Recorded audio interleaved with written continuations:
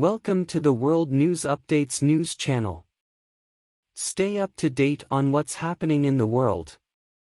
Millions of deceased fish are obstructing a river in southeastern Australia, causing frustration among locals who have had to endure the stench of rotting carcasses, covering the water for days.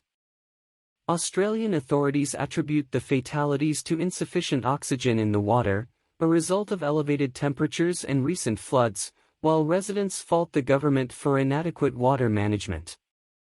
There are lifeless fish all over New South Wales, emanating a strong odor in the Darling River that is detectable from a distance. The deceased fish include native species such as bream, Murray cod, golden perch, silver perch, and carp. Australian authorities became aware of the disaster on Friday, acknowledging a phenomenon of fish death that is developing on a large scale, resulting in millions of carcasses in the river. The New South Wales Department of Primary Industries, DPI, blames low levels of oxygen in the water, known as hypoxia, as floodwaters recede.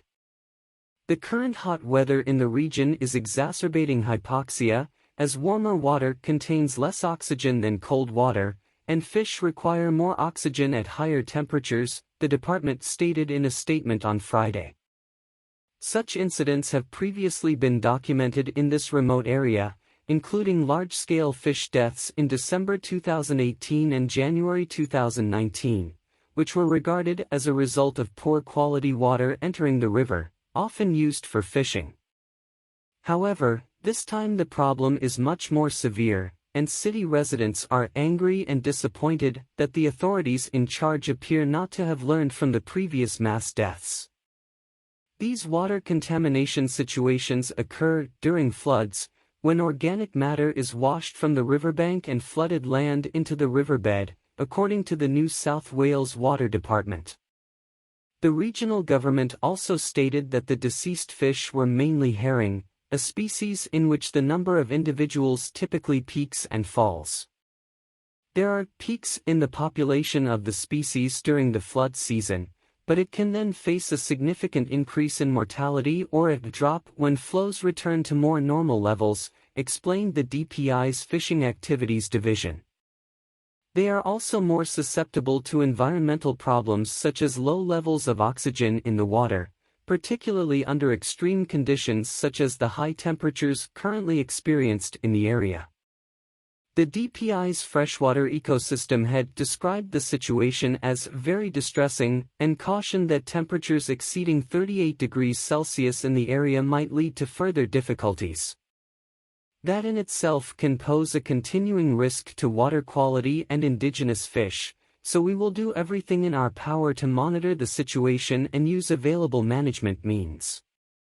Rising water temperatures and cooking animals in their own habitats, experts say. Many species are suffocating because warmer water doesn't store as much oxygen. A study published in 2022 concluded that if greenhouse gas emissions continue to rise, around a third of all marine animals could vanish within the next 300 years. The remote location of the area where millions of fish died, in the far west of New South Wales, only adds to the disaster. The shroud of decomposing fish has been visible for at least 3 days, and there really aren't many solutions. Several agencies are working on a response to the disaster, as assured by the New South Wales DPI.